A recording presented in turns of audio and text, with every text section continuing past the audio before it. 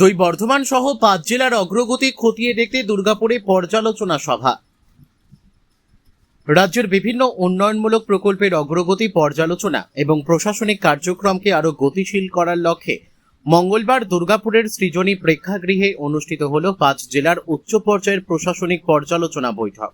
গুরুত্বপূর্ণ এই সভায় উপস্থিত ছিলেন রাজ্যের পুর ও নগর উন্নয়ন মন্ত্রী অগ্নিমিত্রা পাল, গৃহ মন্ত্রণালয়ের প্রতিমন্ত্রী কলিতা মাঝি, শিল্প প্রতিমন্ত্রী মৌমিতা বিশ্বাস মিশ্র, দুর্গাপুর পশ্চিম কেন্দ্রের বিধায়ক লক্ষণ ঘড়ুই, দুর্গাপুর পূর্ব কেন্দ্রের বিধায়ক চন্দ্রশেখর বন্দ্যোপাধ্যায় সহ জেলার প্রশাসনিক আধিকারিকরা।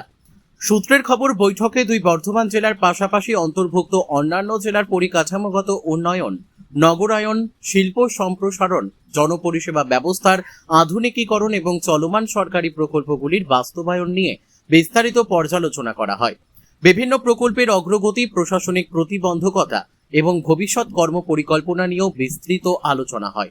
সভায় জনপ্রতিনিধি ও প্রশাসনিক কর্তাদের মধ্যে সমন্বয় আরও সুদৃঢ় করার উপর গুরুত্ব আরোপ করা হয়। পাশাপাশি উন্নয়নমূলক প্রকল্পগুলির দ্রুত বাস্তবায়ন এবং সাধারণ মানুষের কাছে সরকারি পরিষেবা আরও কার্যকরভাবে পৌঁছে দেওয়ার লক্ষ্যে একাধিক নির্দেশনাও দেওয়া হয়েছে বলে প্রশাসনিক সূত্রে জানা গিয়েছে। 5 জেলার প্রশাসনিক প্রতিনিধিদের উপস্থিতিতে অনুষ্ঠিত এই বৈঠককে রাজ্যের উন্নয়নমূলক কর্মকাণ্ডের গতি ত্বরান্বিত করার ক্ষেত্রে একটি তাৎপর্যপূর্ণ পদক্ষেপ বলেই মনে করছে প্রশাসনিক মহল।